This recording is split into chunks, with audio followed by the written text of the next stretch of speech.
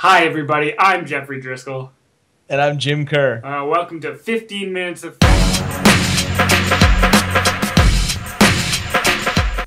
Folks. Happy New Year, everybody. Let's get right into it. Jim, what is your top sporting moment of 2011? Go. Oh, off the top of my head? Not to be a jerk, Jeff. Yes. You're not known for that. Yeah, not at all.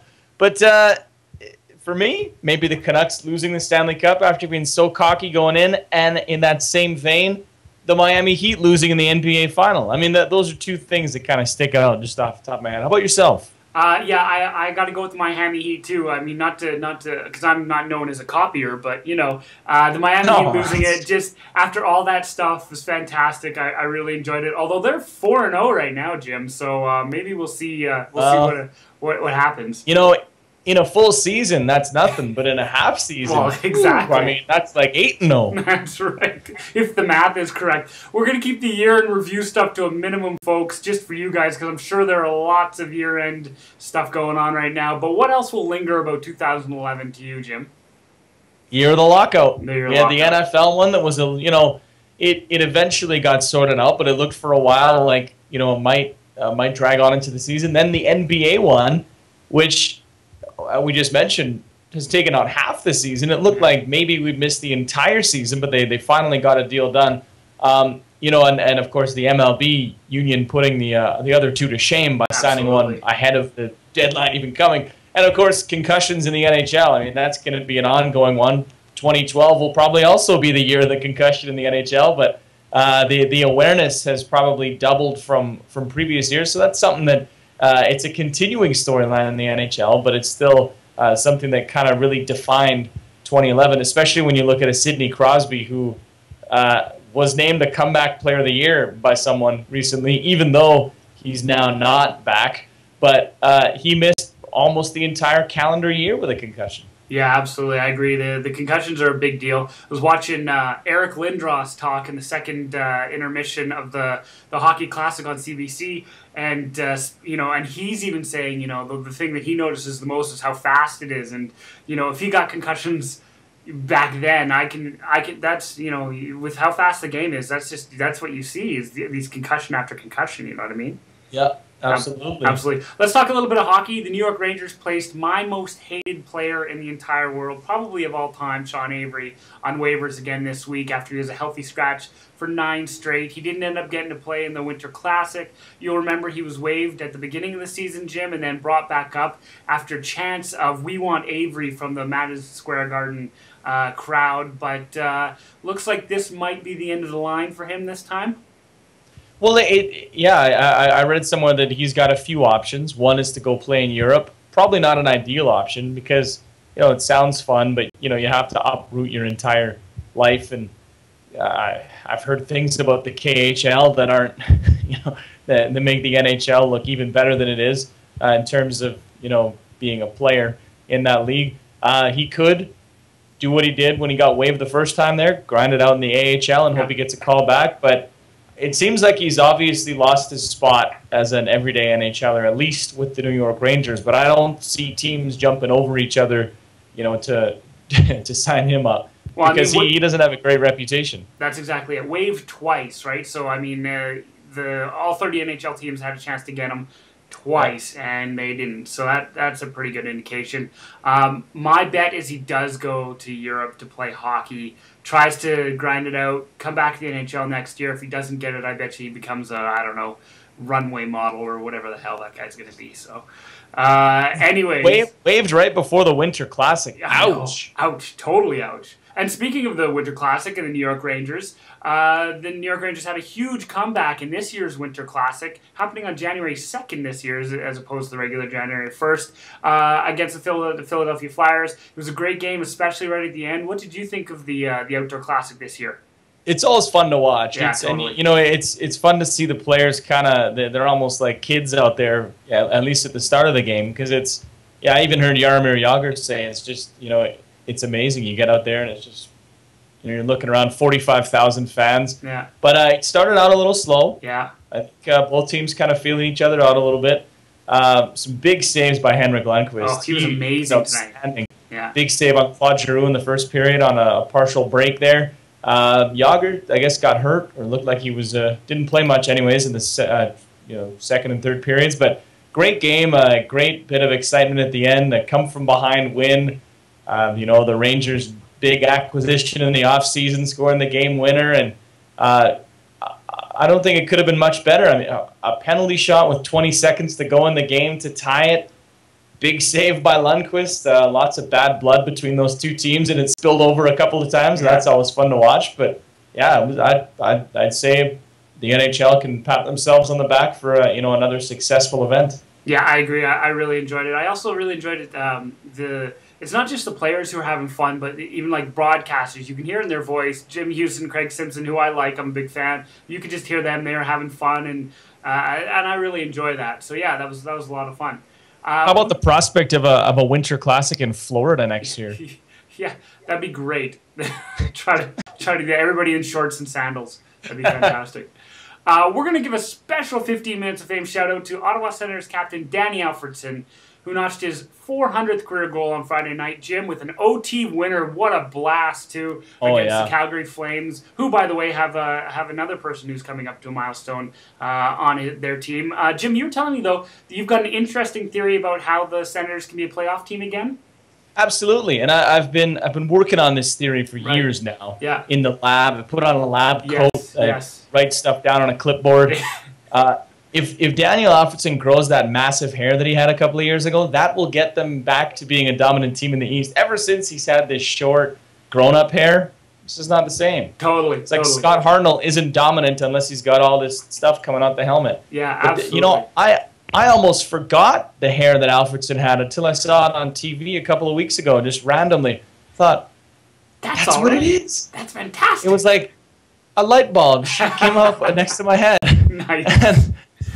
And I thought, this is it. Absolutely. Well, because I know much of my power is derived from my hair. I was going to say so I thought, much. That's obviously what's missing in Ottawa. That's absolutely right. Folks, that's just science there. You can't dispute science. That's a little 15 minutes of fame science for you. Wearing glasses, that means I'm obviously read books and stuff. Obviously. Absolutely. Some big news in the UFC this weekend. I say big news for a couple of reasons. Two massive human beings, some of the biggest men I've ever seen in my life, squared off in the main event in UFC 141. Jim, what happened there? Just to point out how big these two guys are, in advertising this fight, all they really said about it on all the posters was their measurements. Yeah, totally. Like 6'5", 6'4", 260 this, 250 that. I mean, that tells you something right there. Oh, totally. But it was Alistair Overeem in his first UFC fight, taking on Brock Lesnar. Beat him by TKO in just 2.5 minutes in the first round, earning himself a title shot. After the fight, Lesnar retired. Yeah, he's got those health problems, and he's only fought a couple of times in the last couple of years. Diverticulitis or something. Nice, that was good. Some lower intestinal deal. Yeah. And he's also facing wildlife charges in Alberta. No, he paid those charges, and that's a scary chapter in his life over. But he's had a lot of problems outside of the octagon, and I think it came down to a family thing. Like he said, if he had won this fight, he would take the title shot, and that would be his last fight. But this ended up being it, and so the UFC loses a massive star, like in terms of pay-per-view draw and everything. They lose a big star, but maybe this Overeem can fill his gigantic shoes. Well, if anybody can, it's Overeem. He is gigantic. Plus, countdown to Brock Lesnar being on WWE starts right now. We're going to move on to the GABBYs now. These are the good and bad by you. Take the best and the worst of the world of sport, and we make fun of it.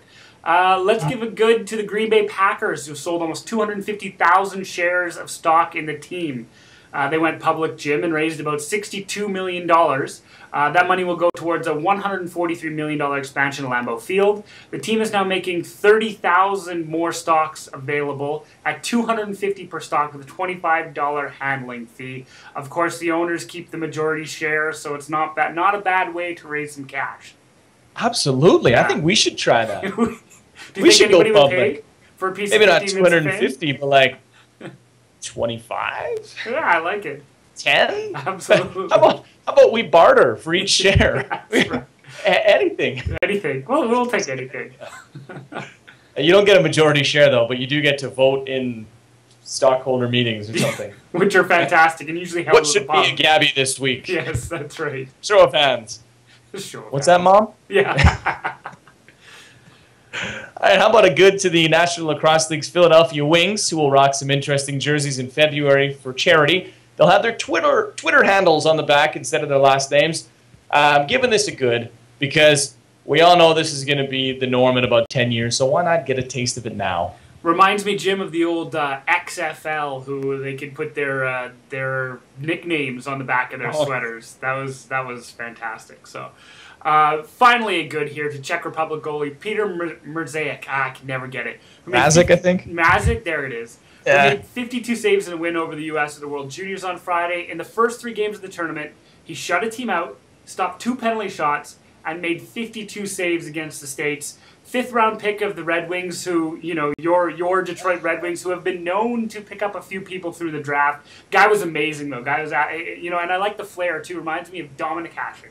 Yeah, you know, the best part was the fist pump after stopping the Canada penalty shot. Everybody boos. Fist pump after stopping the U.S. penalty shot. He's the man. Yeah, amazing. Everybody's cheering. Yeah. It's got to be tough for the U.S. You know, not only is Canada the home team, but they're the enemy. Yes, exactly. Not only are they on the road, but they're the enemy. Only. Yeah. On the bad side, let's talk about the Denver Broncos fans that cost Tim Tebow a bit of money this season. Apparently, Broncos quarterbacks have a little system where they can fine each other based on some kind of criteria, and they fine him because some fans banded together and put up billboards earlier in the season asking the coach to make him the starter. The billboards came down once he was the starter, so you know he's not facing too many fines. But still, those fans, shame on you. Come on now, exactly. Let's give a bad. No, maybe they should fine Tim Tebow for every single shot of someone doing the Tebow on Twitter. Yeah. You know what I mean? Maybe that would be better. I would like that. Give it all to charity. They should fine him for every completed pass. There it is. I like that too. Let's give a bad to Texas Rangers backup Yorvit Torrealba. He's been suspended 66 games. Yeah, that was my best. That was my best. You even, folks at home, you can't see it, but Jim even spelled it out for me. You're the Don Cherry. Yeah, I am the Don Cherry of trying to say anybody with a weird last name. Anyways, this wonderful man with a great last name, he's been suspended 66 games. Well, not as wonderful, as you can see. Suspended 66 games for hitting an ump during a game in the Venezuelan League last week. Ladies and gentlemen, he's Venezuelan. I'm not used to saying Venezuelan last name. Leave me alone. He was mad after swinging and missing on the strike 3. No word on how this is going to impact his MLB career at all, but it can't be good, Jim. Can't be good. You can't go hitting umpires. No. You swung on strike 3, man. It's your own fault. Come on, Yorvit. Yeah, there it is, Yorvit. How about a bad to the NHL All-Star voting process? Please, yes. Sidney Crosby's been bumped from the top 3 in favor of 3 guys who have played all season. Weird. That's not fair. If this is how it's going to be, Jeff, I'm not even going to watch the game because that's why I voted for Yao Ming in the NBA game last year. Yes, of course, of course. I can't stand, I mean, I've said this before, but I can't stand the All-Star, or the voting process. It just goes to show you how much of a joke that game is anyways. So, I mean, fine, whatever you want to do, but I can't stand that. This week, ladies and gentlemen, on the Punchline is a basketball player by the name of Manny Harris. See, that was an easy name to say. Yeah. He was cut by the Cleveland Cavaliers recently after being sidelined with a bit of a peculiar injury, Jim. Jeff, he had freezer burn. Freezer burn. Which that's a thing you can get, apparently, not just on groceries. Right. He was wearing wet socks in Nike's Cryon X machine earlier this year, some kind of fancy heel machine. Because of the lockout, he couldn't see team doctors, and the freezer burn kept him out all season so far, and that's it. He's gone. He's got freezer burn on his feet. You have to sign a waiver that says you won't wear wet clothes into it, though. And because of Manny Harris, there's going to be a sign on the machine itself saying, do not wear wet socks. But it just, I mean, I haven't been to the gym in a while, but like, I don't think my socks get that wet. So what was this guy doing? Was he swimming in socks? Freezer burn. I love it. Absolutely. Well, you need to put those feet into like the microwave for like 4 minutes on medium, and I don't know. That's always helped any of the stuff that I've had freezer burn with. So, anyways. Well, ladies and gentlemen, that was a train wreck of 15 Minutes of Fame, at least on my side. Jim was great this week, but Jeff was not so good. So join us again next week when we get a whole new 15 Minutes of Fame. Thank God I need it. In the meantime, I'm Jeffrey Driscoll. And I'm Jim Kerr. Have a good week, folks. Happy New Year.